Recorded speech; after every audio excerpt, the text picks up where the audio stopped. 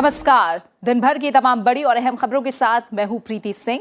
आइए आज की खबर की शुरुआत करते हैं हेडलाइंस के साथ।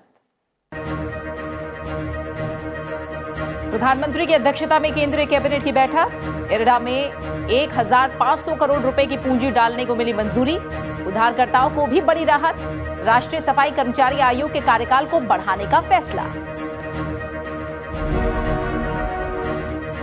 विधानसभा चुनाव को लेकर राजनीतिक सरगर्मियां तेज। अपर्णा यादव बीजेपी में शामिल। गोवा में अमित पालेकर होंगे आम आदमी पार्टी के मुख्यमंत्री उम्मीदवार। कांग्रेस ने गोवा चुनाव के लिए 5 और उम्मीदवारों के नाम का किया ऐलान। कोविड टीकाकरण अभियान के तहत 50% किशोरों को लगा पहला टीका। प्रधानमंत्री ने अहम कामयाबी पर जताई खुशी। देश भर में अब तक 158 करोड़ 88 लाख से अधिक वैक्सीनेशन। कोरोना संक्रमण के मामलों में फिर उछाल।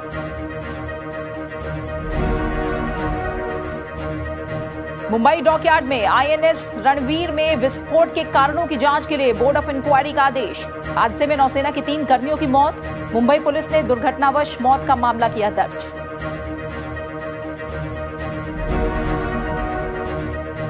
आतंकवाद के मुद्दे पर संयुक्त राष्ट्र में भारत ने पाकिस्तान पर साधा निशाना। स्थायी प्रतिनिधि टीएस तिरुमूर्ति ने कहा, लश्कर तैयबा और जैश ए मोहम्मद से मजबूत हो रहे हैं अलकायदा के रिश्ते। आतंक के खिलाफ साझा अभियान पर जोर।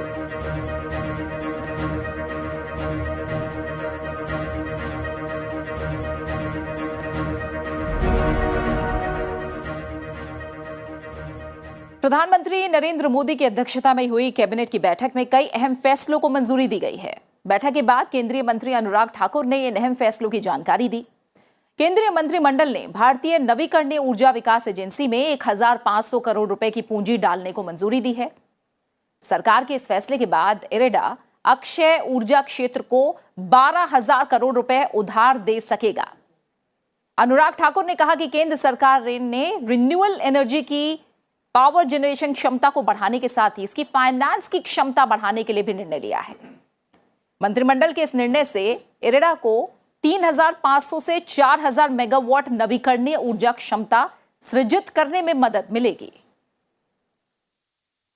आज निर्णय लिया गया कि 1,500 करोड़ रुपए का equity infusion Indian renewable energy development agency limited में किया जाएगा और इससे लाभ ये मिलेगा कि अतिरिक्त इक्विटी के आने से रिन्यूएबल एनर्जी के सेक्टर में इरेडा अब लगभग 12,000 करोड़ रुपए तक की लैंडिंग कर सकेगा। इसके साथ ही केंद्रीय मंत्रिमंडल ने ऋण खातों में उधारकर्ताओं को 6 महीने के लिए चक्रवृद्धि ब्याज और साधारण ब्याज के बीच अंतर के अनुग्रह भुगतान की योजना को मंजूरी दी। इसके लिए केंद्रीय मंत्रिमंडल ने 973.74 करोड़ रुपए की अनुग्रह राशि के भुगतान को मंजूरी दे दी है। 1,846 करोड़ रुपए के क्लेम्स प्राप्त हुए हैं। तो अंततः शेष क्लेम्स जो बचे हैं उनकी प्रतिपूर्ति हेतु 973 करोड़ 74 लाख रुपए की स्वीकृति आज की गई है, ताकि ये जो डिफरेंस था कंपाउंड इंटरेस्ट और सिंपल इंटरेस्ट में, उसकी राहत भी इन उपभोक्ताओं को, बोरर्स को या ऋण लेने वालों को दी जा सके। कैबिनेट की बैठक में राष्ट्रीय सफाई कर्मचारी आयोग के कार्यकाल को अगले 3 साल के लिए बढ़ाने का भी फैसला लिया गया। सफाई कर्मचारियों द्वारा उठाई जा रही समस्याओं को हल किया जा सके और वे सम्मानपूर्वक जीवन यापन कर सकें। सफाई कर्मचारियों की कठिनाइयों को दूर करने के लिए लक्षित निर्णय, दिशा निर्देश जारी करने का काम किया जा सके। नेशनल कमीशन फॉर सफाई कर्मचारी, इसका कालखंड अगले 3 साल के लिए और बढ़ाया गया। कार्यकाल 1 अप्रैल 2022 से लेकर 31 मार्च 2025 तक बढ़ाया गया है। और अब 5 राज्यों में होने वाले विधानसभा चुनाव से जुड़ी अहम खबरें।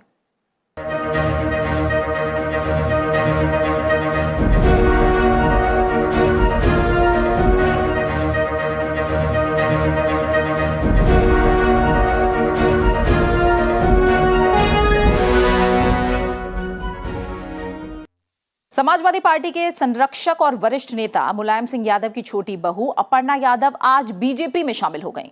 बीजेपी उत्तर प्रदेश इकाई के अध्यक्ष स्वतंत्र देव सिंह, उप मुख्यमंत्री केशव प्रसाद मौर्य और पार्टी के मीडिया विभाग के प्रभारी अनिल बलूनी की मौजूदगी में अपर्णा यादव ने बीजेपी का दामन थामा। अपर्णा यादव 2017 के विधानसभा चुनाव में लखनऊ कैंट से समाजवादी पार्टी के टिकट पर चुनाव लड़ चुकी हैं। हालांकि उन्हें बीजेपी नेता रीता बहुगुणा जोशी के हाथों पराजय का सामना करना पड़ा था। अपर्णा यादव मुलायम सिंह यादव के छोटे बेटे प्रतीक यादव की पत्नी है। पार्टी में शामिल होने के बाद अपर्णा यादव ने बीजेपी अध्यक्ष जेपी नड्डा और मुख्यमंत्री योगी आदित्यनाथ से भी मुलाकात की।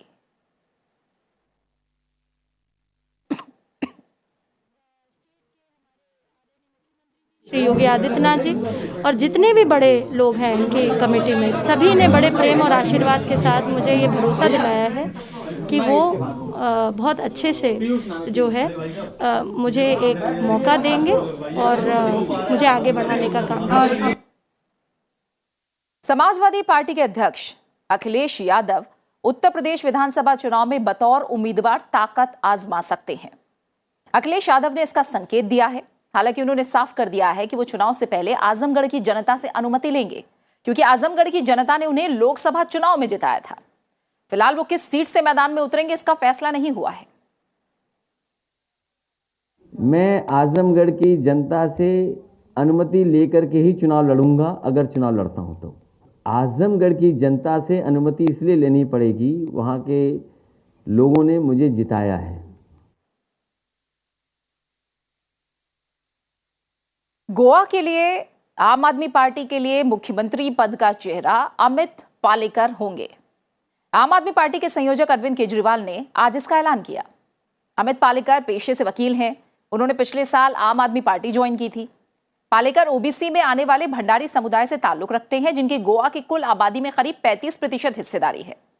आम आदमी पार्टी ने गोवा की सभी 40 सीटों पर चुनाव लड़ने का ऐलान किया है। गोवा में मतदान 14 फरवरी को होगा। मुझे आज आम आदमी पार्टी की तरफ से अमित पालेकर जी को आम आदमी पार्टी का सीएम चेहरा ऐलान करते हुए बेहद खुशी हो रही है।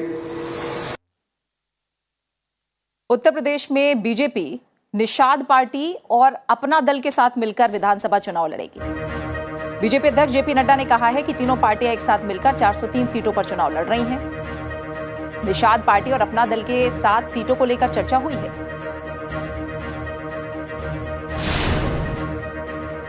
उत्तर प्रदेश विधानसभा चुनाव के लिए पहले चरण के लिए बीजेपी ने 30 नेताओं की सूची जारी की, जो पार्टी के उम्मीदवारों के लिए चुनाव प्रचार करेंगे।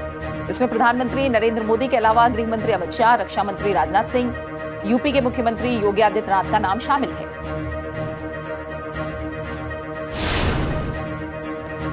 समाजवादी पार्टी ने समाजवादी पेंशन योजना को फिर शुरू करने का वादा किया है। पार्टी अध्यक्ष अखिलेश यादव ने कहा कि उनकी सरकार बनने पर जरूरतमंद महिलाओं और बीपीएल परिवार को प्रति वर्ष 18,000 रुपए पेंशन देने का काम किया जाएगा।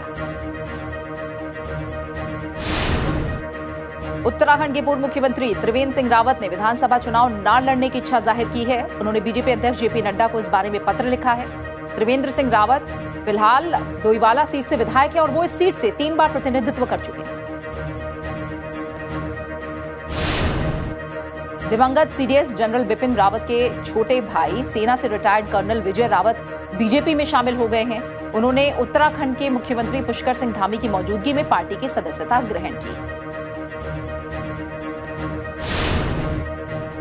उत्तराखंड विधानसभा चुनाव के लिए कांग्रेस केंद्रीय चुनाव समिति की बैठक कल होगी, जिसमें 70 विधानसभा सीटों के लिए प्रत्याशियों के नाम का फैसला किया जाएगा।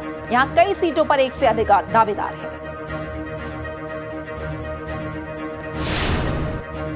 पंजाब में शिरोमणि अकाली दल के अध्यक्ष सुखबीर सिंह बादल की मौजूदगी में कई लोगों ने पार्टी की सदस्यता ग्रहण की। इस मौके पर उन्होंने खनन माफिया को लेकर पंजाब की कांग्रेस सरकार पर जमकर निशाना साधा। गोवा में शिवसेना और एनसीपी बिना कांग्रेस के चुनाव लड़ने की तैयारी में हैं। दोनों पार्टियां जल्द ही उम्मीदवारों की पहली लिस्ट जारी कर सकती हैं।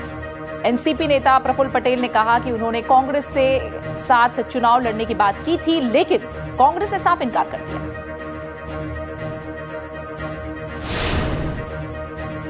कांग्रेस ने गोवा विधानसभा चुनाव के लिए उम्मीदवारों की 5वीं लिस्ट जारी की। इस बार 5 उम्मीदवारों के नामों का ऐलान किया गया है। इसके साथ ही पार्टी की ओर से अब तक कुल 31 उम्मीदवार घोषित किए जा चुके हैं।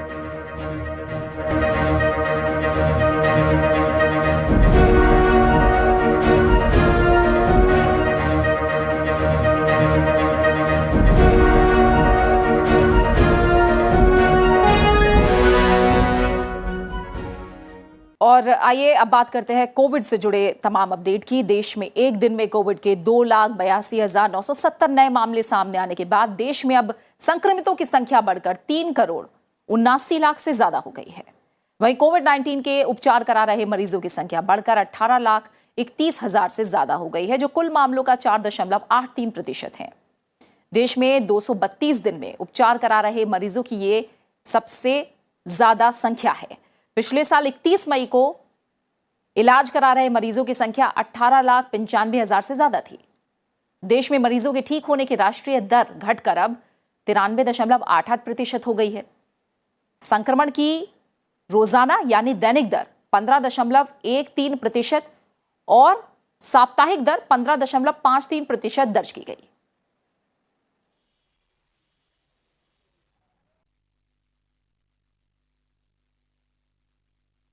और इस बीच अच्छी खबर यह है कि दिल्ली में पॉजिटिविटी रेट जो 30% के आसपास चला गया था, वो अब घटकर 22 से 23% के आसपास आ गया है। हालांकि दिल्ली में टेस्टिंग में इजाफा हुआ है।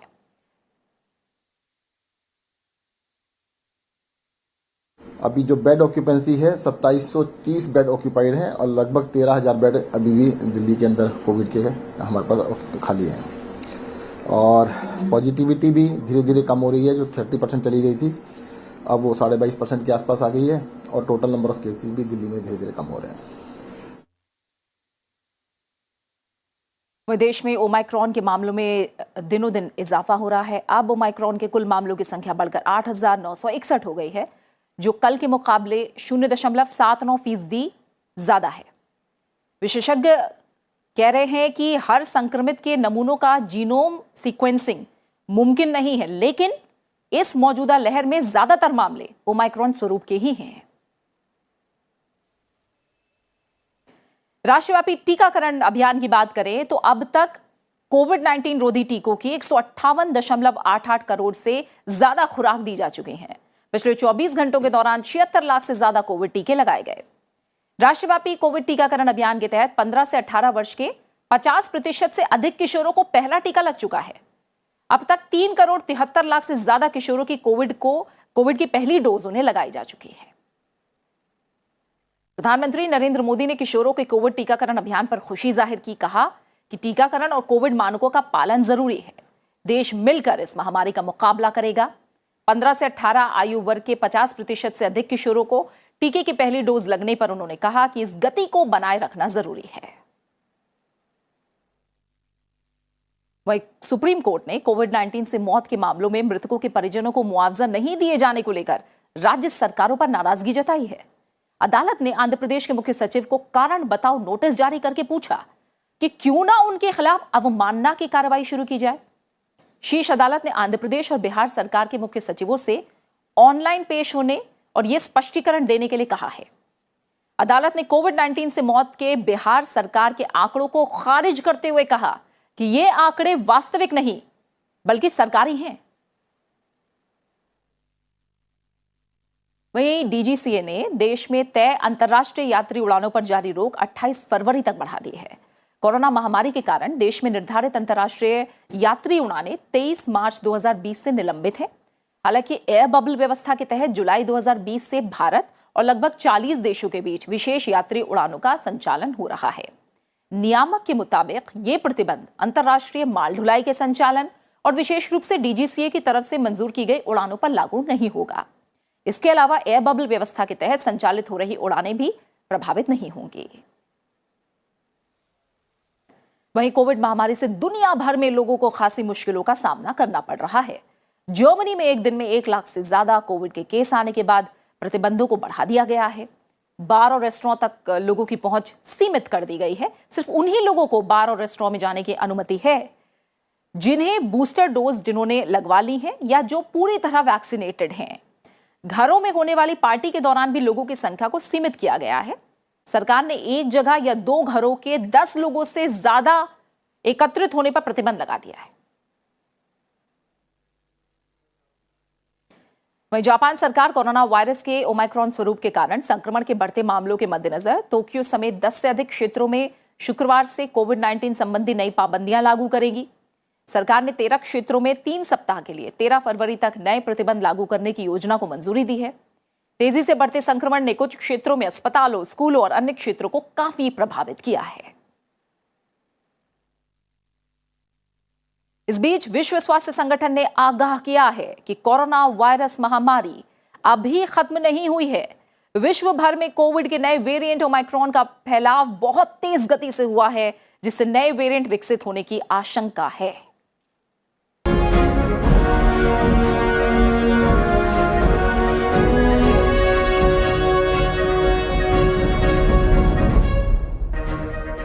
प्रधानमंत्री नरेंद्र मोदी कल वीडियो कॉन्फ्रेंसिंग के जरिए आजादी के अमृत महोत्सव से स्वर्णिम भारत की ओर कार्यक्रम का राष्ट्रीय स्तर पर शुभारंभ करेंगे।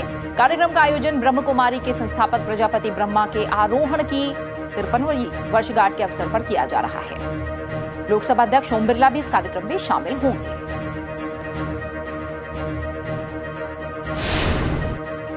प्रधानमंत्री नरेंद्र मोदी हर महीने की तरह 30 जनवरी को मन की बात करेंगे। इसके लिए उन्होंने लोगों से प्रेरक कहानियां और साझा करने के योग्य विषयों पर सुझाव भी मांगे हैं। जनता नमो ऐप पर अपना संदेश रिकॉर्ड करके भेज सकती है।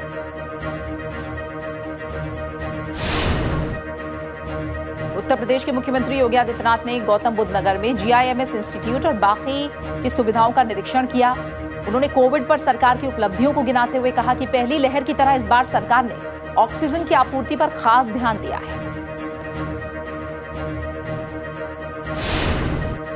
हिमाचल प्रदेश के मुख्यमंत्री जयराम ठाकुर ने 200 करोड़ रुपए से अधिक की लागत से निर्मित धर्मशाला स्काईवे का उद्घाटन किया।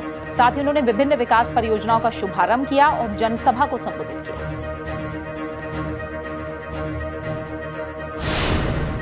कर्नाटक के मुख्यमंत्री बसवराज बोम्मई कोरोना से जंग जीतने के बाद फिर से काम पर लौट आए हैं। उन्होंने कहा कि विशेषज्ञों से चर्चा के बाद कोविड-19 पाबंदियों पर छूट देने का फैसला 21 जनवरी को लिया जाएगा।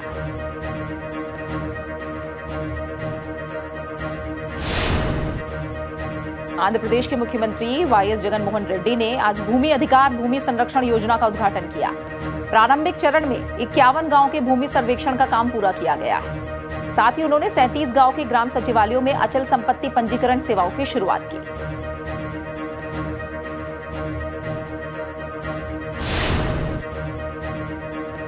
महाराष्ट्र कांग्रेस अध्यक्ष नाना पटोले के विवादास्पद बयान के खिलाफ बीजेपी के कार्यकर्ता सड़कों पर उतरकर प्रदर्शन कर रहे हैं। मुंबई चर्च गेट के गांधी स्थल पर बीजेपी ने कार्यकर्ताओं ने धरना दिया और उनके खिलाफ कार्रवाई की मांग की।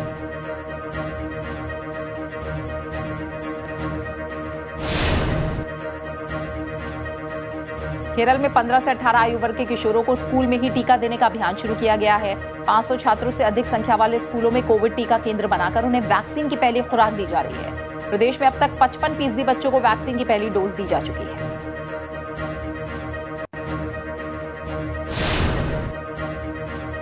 पंजाब के पूर्व मुख्यमंत्री और श्रोमणी अकाली दल के वरिष्ठ नेता प्रकाश सिंह बादल कोविड संक्रमित हो गए हैं। पूर्व मुख्यमंत्री को लुधियाना के Dayanand medical college and hospital के हार्ट इंस्टीट्यूट में भर्ती कराया गया है।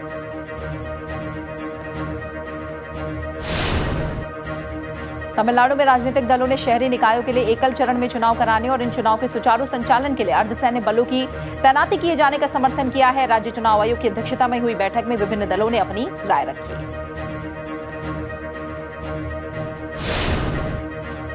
भारी बर्फबारी के बीच जम्मू कश्मीर में सीमा पर सेना के जवान पूरी तरह मुस्तैद हैं। पुंछ में नियंत्रण रेखा के पास भारतीय सेना के जवान लगातार पेट्रोलिंग कर रहे हैं।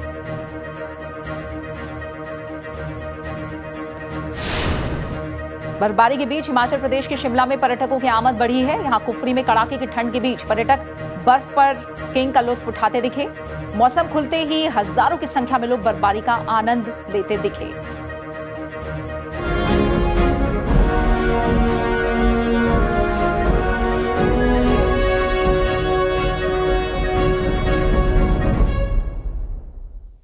और अब बात कुछ और अहम खबरों की। प्रवर्तन निदेशालय ने पंजाब में अवैध बालू खनन के खिलाफ जारी जांच के सिलसिले में की गई छापेमारी के दौरान 10 करोड़ रुपए की नकदी जब्त की है। इसमें मुख्यमंत्री चरणजीत सिंह चन्नी के एक रिश्तेदार के ठिकाने से जब्त किए गए 8 करोड़ रुपए भी शामिल हैं। प्रवर्तन निदेशालय ने छापेमारी के दौरान भूपेंद्र सिंह हनी के आवासीय परिसर से 3.9 करोड़ रुपए और बरामद किए। ईडी ने मोहाली में अवैध बालू खनन मामले के मुख्य आरोपी भूपेंद्र सिंह हनी के परिसरों की तलाशी ली। इस दौरान जांच एजेंसी ने बड़ी संख्या में दस्तावेज और इलेक्ट्रॉनिक उपकरण भी जब्त किए। ईडी ने मंगलवार को मोहाली, लुधियाना, पठानकोट और फतेहगढ़ साहिब में कार्रवाई शुरू की थी। एजेंसी ने पंजाब पुलिस की 2018 की एक प्राथमिकी का संज्ञान लेने के बाद कार्रवाई शुरू की, जिसमें कुछ कंपनियों और लोगों के खिलाफ राज्य में अवैध रेत खनन में शामिल होने का आरोप लगाया गया है। नौसेना प्रमुख एडमिरल आर हरिकुमार ने मुंबई में नौसैन्य डॉकयार्ड में आईएनएस रणवीर पर हुए विस्फोट में जान गंवाने वाले 3 नौसेना कर्मियों के परिवारों के प्रति संवेदना जताई है। इस घटना के कारणों की जांच के लिए बोर्ड ऑफ इंक्वायरी का आदेश दिया गया है। मुंबई में नौसैन्य डॉकयार्ड में आईएनएस रणवीर में मंगलवार को हुए एक विस्फोट में नौसेना के 3 कर्मियों की मौत हो गई, जबकि 11 लोग जख्मी हुए। मुंबई पुलिस ने आईएनएस रणवीर में विस्फोट के संबंध में दुर्घटनावश मौत के मामले दर्ज किए हैं। शवों को का पोस्टमार्टम सरकारी जेजे अस्पताल में किया गया है। एक बार फिर संयुक्त राष्ट्र में आतंकवाद के मुद्दे पर भारत ने पाकिस्तान को एक बार फिर बेनकाब किया है। मुंबई हमले का जिक्र करते हुए यूएन में भारत के स्थायी प्रतिनिधि राजदूत टीएस तिरुमूर्ति ने पाकिस्तान पर जमकर निशाना साधा। उन्होंने कहा कि इसमें शामिल अपराधियों को पाकिस्तान ने न केवल सरकारी सुरक्षा दी, बल्कि उन्हें 5 स्टार होटल में रखा। ग्लोबल काउंटर टेररिज्म काउंसिल की तरफ से आयोजित अंतर्राष्ट्रीय आतंकवाद निरोधक कार्रवाई सम्मेलन को संबोधित करते हुए टीएस तिरुमूर्ति ने कहा कि प्रतिबंधित लश्कर-ए-तैयबा और जैश-ए-मोहम्मद जैसे पाकिस्तानी आतंकवादी संगठनों के साथ अल-कायदा के संपर्क लगातार मजबूत हो रहे हैं। उन्होंने इस बात पर भी जोर दिया कि अफगानिस्तान में हाल के घटनाक्रम ने इन आतंकवादी संगठनों को ताकतवर होने का मौका दिया है। खेल जगत से जुड़ी अहम खबर की बात करें तो भारत की स्टार महिला टेनिस खिलाड़ी सानिया मिर्जा ने संन्यास की घोषणा की है। ऑस्ट्रेलियन ओपन खेलने पहुंची सानिया ने कहा कि 2022 उनका आखिरी सीजन होगा, यानी इस साल वो आखिरी बार कोर्ट पर दिखेंगी। सानिया मिर्जा ने महिला डबल्स में 2016 में ऑस्ट्रेलियन ओपन, 2015 में विंबलडन और यूएस ओपन का खिताब जीता था। वहीं मिक्स डबल्स में वो 2009 में ऑस्ट्रेलियन ओपन, 2012 में फ्रेंच ओपन और 2014 में यूएस ओपन का खिताब जीत चुकी हैं।